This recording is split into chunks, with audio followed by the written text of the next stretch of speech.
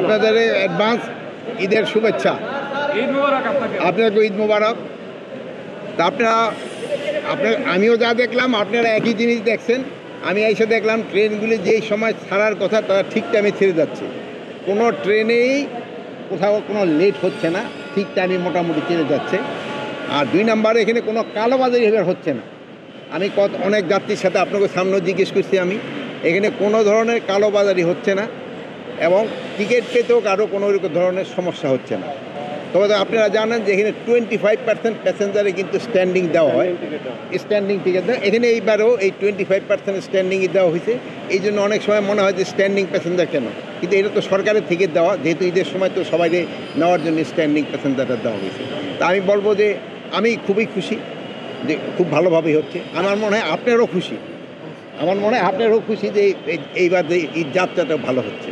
এখান থেকে ছাদে কিন্তু উঠা নিষেধ, আমরা চেষ্টা করে ছাদে যেন কেউ না ওঠে। এই ক্ষেত্রে আপনিও জনগণকে সচেতন করতে হবে। অনেক সময় দেখবেন যে লাস্ট মুহূর্তে যে লাভ দিয়ে উঠে যায়, সেজন্য তো ধরেন কাউরে টানিয়ে নামাইতে গেলে আবার একটা অ্যাক্সিডেন্ট হয়ে যায়, ভিতরে ফাঁকা অনেক আছে, আবার উপরে উঠা যায়। আপনারা তো সবাই শুনছেন, তারা মোটামুটি বেশ কমফোর্টেবল, তারা বেশ খুশি। বাচ্চারা তো ধরেন আরও বেশি খুশি, যেহেতু দাদা দাদি অনেকে নানা নানির সাথে ঈদ করতে যাচ্ছে, দেশে যাচ্ছে, এই জন্য সবাই খুব খুশি। তো এই মেকানিজমটা আপনারা অনুসন্ধানী সাংবাদিকতা করে আপনারা বের করবেন। মেকানিজমটা তো আমরা বলবো না। এই পদক্ষেপে আমাদের ছিল জিরো টলারেন্স। কোনো রকমের দুর্নীতি আমরা প্রশ্রয় দিব না, কোনো রকমের দুর্নীতি এখানে কোনো রকমের প্রশ্রয় দিব না। আমরা এখানে কোনো রকমের দুর্নীতি প্রশ্রয় দিই নাই।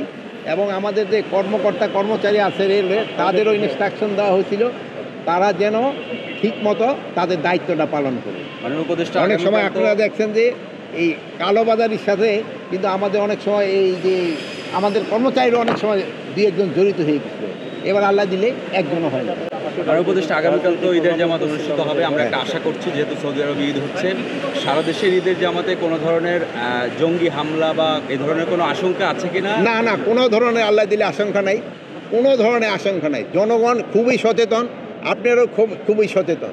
মানে কোনো ধরনের যেন কোনো রকমের অঘটন না ঘটে, এই জন্য জনগণও যেরকম সচেতন, আপনারও এরকম সচেতন, আমাদের বাহিনী ওইরকমভাবে সচেতন আছে। এবার জানেন যে বাহিনীগুলি ছুটি অনেক করে হয়েছে, যেন কোনো ধরনের কোনো সমস্যা না হয়, জনগণ যেন স্বস্তিভাবে শঙ্কামুক্তভাবে ঈদ পালন করতে পারে, এই দোয়াই করি আল্লাহর কাছে।